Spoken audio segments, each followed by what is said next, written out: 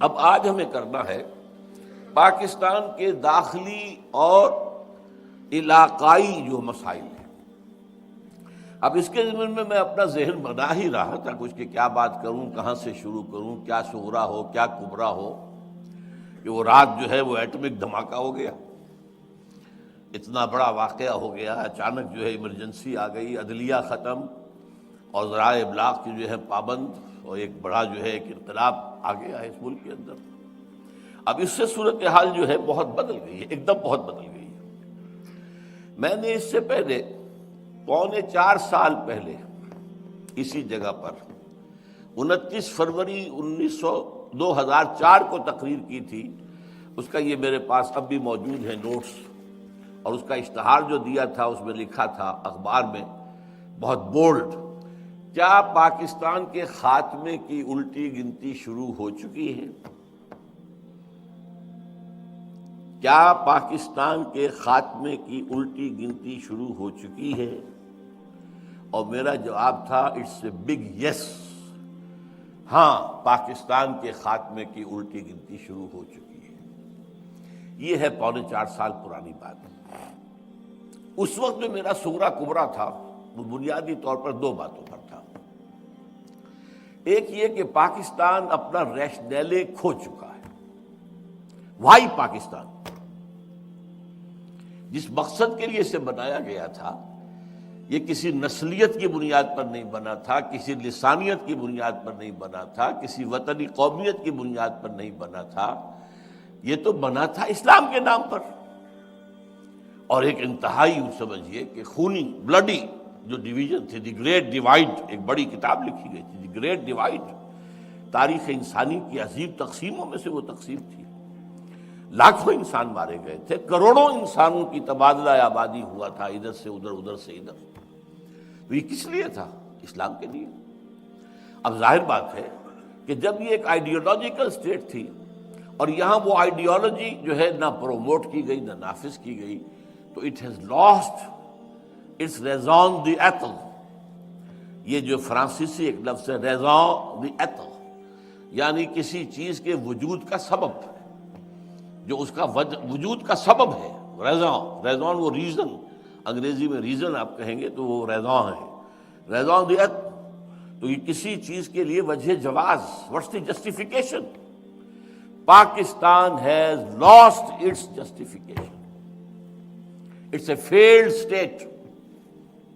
یہ بات جو ہے ثابت ہو چکی ہے کئی سال پہلے کی، بلکہ میں نوٹ کر کے بھی لایا ہوں، ایک شخص کا، ایک بہت بڑا صحافی رابرٹ کیلان، اس نے 20 ستمبر 2000 کو مضمون لکھا تھا پاکستان از اے فیلڈ اسٹیٹ، اور بہت جلد اس کے اندر خانہ جنگی شروع ہوگی اور انارکی پیدا ہوگی، اور پھر یہ ملک ختم ہو کر افغانستان میں مدغم ہو جائے گا۔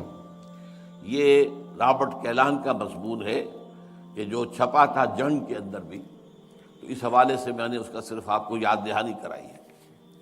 تو پہلی بات تو یہ کہ پاکستان کا جو ریشنیلے ہے، ریزون دی ایتھل ہے، وہ ختم ہو چکا ہے۔ اور دوسرا مذہبی اعتبار سے یہ کہ ہم نے اللہ سے جو بدعہدی کی، وعدہ خلافی کی، اس کی زبردست سزا ہمارے اوپر مسلط ہو چکی ہے۔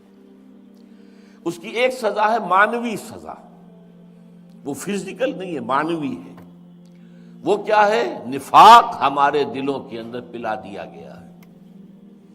دنیا کی منافق ترین قوم ہے مسلمانان پاکستان، منافق ترین قوم، اس لیے کہ اللہ کا قاعدہ ہے، اللہ نے بیان کیا ہے قرآن میں، جب کوئی قوم اللہ سے کوئی عہد کرتی ہے، اے اللہ اگر ہمیں یہ دے دے گا تو ہم پھر تیرے بڑے نیک بندے بن جائیں گے، اور یہ کر دیں گے اور وہ کر دیں گے، اللہ وہ وعدہ پورا کر دیتا ہے، تو اس کے بعد وہ وعدہ خلافی کرتی ہے قوم، تو اس کی سزا کیا ہے؟ فَعَاقَبَ فِي قُلُوبِهِمْ نِفَاقًا، ان کے دلوں میں اللہ تعالی نفاق پیدا کر دیتا ہے دنیا کے اندر۔ یہ معنوی سزا ہے۔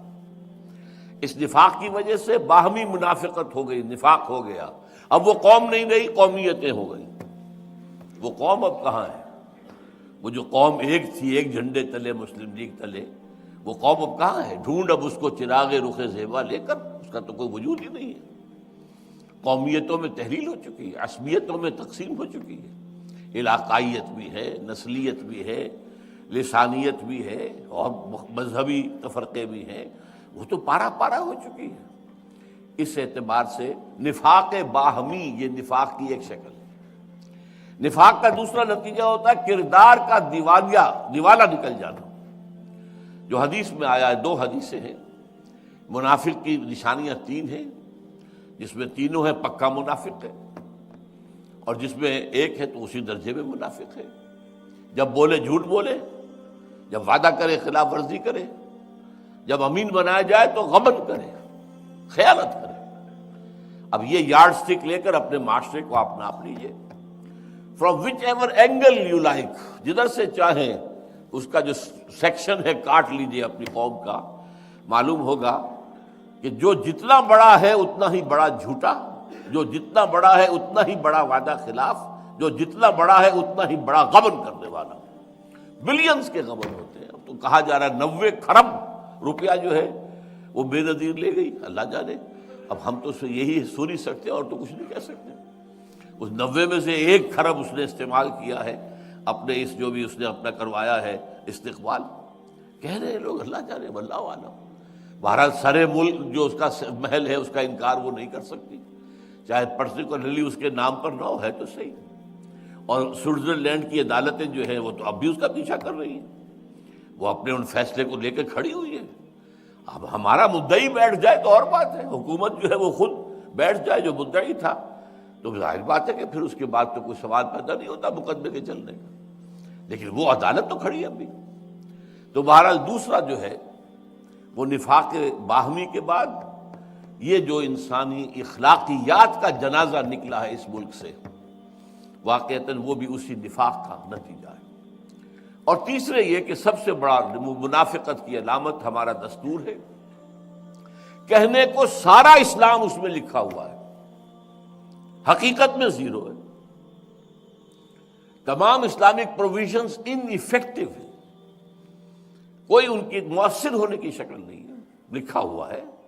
صرف ایک قرارداد مقاصد پر بھی اگر ایک جملے کا اضافہ ہو جائے کہ یہ article it will take precedence over the whole of the constitution, یہ کافی ہے، پورے دستور کو اسلامی بنانے کے لیے کافی ہے۔ لیکن نہیں، ایک آرٹیکل ہے جیسے اور بے شمار آرٹیکلز ہیں، یہ دوسرے آرٹیکلز کے اوپر کوئی حکمران نہیں ہے۔ اور آپ کے جسٹس نسیم حسن شاہ صاحب نے یہ فیصلہ دیا تھا چیف جسٹس کی حیثیت سے۔ تو اسی طریقے سے کوئی قانون سازی کتاب و سنت کے منافی نہیں کی جائے گی، اس کو بھی اٹیچ کر دیا گیا کاؤنسل آف اسلامک آئیڈیالوجی سے۔ وہ رپورٹیں دیتی رہے گی، رپورٹوں کے انبار لگ گئے، الماریاں بھر گئی، کوئی ایک رپورٹ بھی آج تک پارلیمنٹ میں پیش نہیں ہوئی، کسی ایک رپورٹ کی بنیاد پر بھی کوئی قانون سازی نہیں ہوئی۔ اور ہمارا وہ جو ایک ڈکٹیٹر آیا تھا اسلام کے نام پر، ضیاء الحق، اس نے فیڈرل شریعت کورٹ بنائی تو اس کو 2 ہتھکڑیاں پہنا دی، 2 بیڑیاں ڈال دی۔ دستور پاکستان تمہارے دائرے سے خارج، جوڈیشل پروسیجرل لاز تمہارے دائرے سے خارج، مسلم فیملی لاز تمہارے دائرے سے خارج، اور یہ کہ جو فسکل لاز ہیں مالیاتی وہ بھی 10 سال تک خارج۔ رہ کیا گیا؟ فریب، جھوٹ، دھوکہ دینے کے لیے دنیا کو فیڈرل شریعت کورٹ۔ اب روپے کروڑوں خرچ ہو رہے، تنخواہیں ہیں، سب کچھ ہے، یہ سب ایکسرسائز ان فیوٹیلیٹی۔ اس اعتبار سے یہ 2 پہلو ہیں جو میں گنتا رہا ہوں۔ اب تیسرا پھر عذاب اللہ کی طرف سے ایک آیا تھا جو فزیکل عذاب ہے، وہ سن 71 میں آ گیا تھا، ملک 2 لخت ہوا، بدترین شکست ہوئی۔ اور میں ہمیشہ سے کہتا چلا آ رہا ہوں، یہ اچھی طرح نوٹ کر لیجئے کہ جس طریقے سے بنی اسرائیل پر جو تباہی آئی تھی نبوکدنضر کے ہاتھوں، تو اس سے پہلے جو ہے بہت سے اللہ کے نبی جو ہیں انہیں اس کی جو ہے وہ وارن کرتے رہے تھے۔ ان میں سے میں کچھ نام بھی نوٹ کر کے لایا تھا، یسعیاہ، یرمیاہ، حزقیل۔ وہ کہتے تھے کہ لوگوں، اے بنی اسرائیل، درخت کی جڑ پر کلہاڑا رکھا جا چکا ہے، ہوش میں آ جاؤ، توبہ کرو، باز آ جاؤ۔ لیکن کسی کے کان پہ جوں تک نہیں رینگی۔ وہی کام میں کر رہا ہوں، 10-15 سال سے کر رہا ہوں۔ ہوش میں آؤ، تباہی اور بربادی تمہارے جو ہے دروازے پر کھڑی ہوئی ہے، برباد ہو جاؤ گے۔ یہ محل تو تم نے بنا لیے ہیں ڈیفنس آف سوسائٹی کے، ان میں رہنا تمہیں نصیب ہوگا یا کوئی اور آ کر رہے گا؟ جیسا قرآن مجید میں آیا ہے، وَسَكَنْتُمْ فِي مَسَاكِنِ الَّذِينَ ظَلَمُوا، جب قوم کو برباد کر دی جاتی ہے تو کوئی اور آ کر پھر ان کے گھروں کے اندر جو ہے ڈیرا ڈالتا ہے، رہتا ہے، ان محلوں کے اندر جو ہے رونق افروز ہوتا ہے۔ تو یہ ہوتا ہے، ایک قوم خلاص ہو گئی، سمود ختم ہو گئی، اس نے محل بنائے ہوئے تھے تو کوئی اور ہی آ کے اس میں آباد ہوئے نا۔ پھر تو یہی ہوگا، دیکھنا ان بستیوں کو تم کے ویراں ہو گئی اور درخت کی جڑ پر کوڑھاڑا رکھا جا چکا ہے۔ یہ میں کہہ رہا ہوں، 15 سال سے کہہ رہا ہوں، لیکن یہ ہے کہ مجال نہیں، نہ عوام کے کان پہ کوئی جوں رینگی ہے، سوائے اس کے کہ آپ حضرات آ جاتے ہیں، بڑا کرم کرتے ہیں، میری باتیں سن لیتے ہیں، کڑوی کسیلی باتیں بھی سن لیتے ہیں، لیکن کوئی حلقہ ہمارے ہاں کا مؤثر، کوئی دینی جماعت، کوئی دینی تنظیم کچھ سوچنے کو تیار نہیں، کوئی لمحہ فکریہ اس کے لیے نہیں۔ یہ ہیں وہ 3 باتیں جس کی بنا پر آج سے 3.25 سال پہلے میں یہ کہہ چکا ہوں کہ پاکستان کے خاتمے کی الٹی گنتی شروع ہو چکی ہے۔ اب آج جو کچھ میں کہہ رہا ہوں آپ سے وہ یہ ہے کہ آج محسوس ہوتا ہے کہ وہ گھڑی بالکل سر پر آ گئی ہے، تباہی عین ہمارے دروازے پر آ کر دستک دے رہی ہے، ایک آتش فشاں ہے جس پر کہ اس وقت ملک بیٹھا ہوا ہے۔ یہ پھٹے گا تو کیا ہوگا اس کا آپ اندازہ نہیں کر سکتے۔ آپ غور کیجئے، اب ذرا میں چاہتا ہوں کہ پاکستان کا خارجی جو ہمارے علاقائی معاملات ہیں اور پھر داخلی جو حالات ہیں ان کا ایک جائزہ اس وقت پیش کروں۔ سب سے پہلے یہ کہ ہماری سب سے لمبی سرحد بھارت کے ساتھ ہے۔ بھارت پیدائشی دشمن، ہندو نے پاکستان کو دل سے ہرگز ہرگز ہرگز تسلیم نہیں کیا۔ ہر ہندو کے دل میں ناسور ہے پاکستان، ہماری بھارت ماتا کے ٹکڑے جو ہے انہوں نے کروا دیے۔ تو گو ماتا کے ٹکڑے ہو جائے تو بھارت ماتا کے ٹکڑے کرا دیے، ناسور ہے ان کے اندر، اور وہ گھات میں ہے۔ جیسے سن 71 میں ہوا تھا، جو صورتحال ہماری غلطیوں اور حماقتوں سے مشرقی پاکستان میں پیدا ہو گئی تھی، اس کا بہترین فائدہ اٹھایا بھارت نے۔ اس زمانے میں میں تو بہرحال اس وقت بھی اپنے شعور کے دور میں تھا زندگی کے، سبرامنیم ان کا ایک بہت بڑا وہ جو ہے مشیر تھا سیاسی، اس نے کہا تھا this is the chance of the century, یہ صدی کا موقع ہے، اسے استعمال کرو، مت جانے دو اس کو ہاتھ سے، توڑ دو پاکستان۔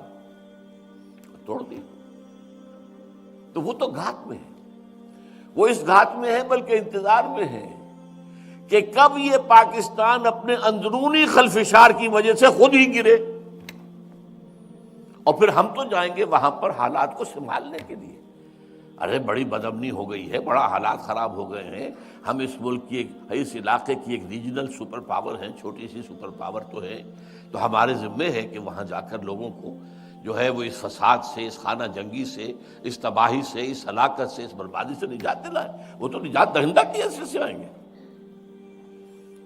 اب آپ کو معلوم ہے کہ ہندو، اگرچہ میں آپ سے کہہ چکا ہوں، میں ہندوستان جب 2 سال پہلے رہ کے آیا تھا، کہ اب وہ مذہبی منافرت وہاں اتنی نہیں ہے جتنی پہلے کبھی ہوتی تھی۔ وہ مسلمان کو تو گوارا کرنے کو تیار ہے، پاکستان کو گوارا کرنے کو تیار نہیں۔ مسلمان رہے چلے، پہلے تو خیر ان کے ہاں بہت زور شور تھا کہ ہندوستان کو پاک کرو ان مسلمانوں سے، ملیچ ہیں یہ، ناپاک ہیں یہ، ان ملیچوں سے، ان کے وجود سے ہماری جو پوتر زمین ہے بھارت کی اس کو پاک کرو۔ اس کے بڑے لمبے چوڑے منصوبے تھے، باقاعدہ کمیشن بھیجے گئے تھے کہ جاؤ اور اسپین میں تحقیقات کر کے آؤ کہ اسپین میں 500 سال پہلے جو مسلمانوں کا خاتمہ کیا گیا تھا، کہ کوئی ایک بچہ تک باقی نہ رہا، وہ کیسے کیا گیا؟ گو اینڈ اسٹڈی، تاکہ ہم وہی طریقے اختیار کریں. یہ ہوتا تھا. اب میرے اندازے میں ذرا سی صورتحال میں تبدیلی ہوئی ہے. اب وہ مسلمان کو تو گوارا کرنے کو تیار ہیں، اس لیے کہ سیکولرزم ان کی ہڈیوں کے اندر چلا گیا ہے کہ بھئی مذہب کی کوئی اہمیت ہی نہیں ہے.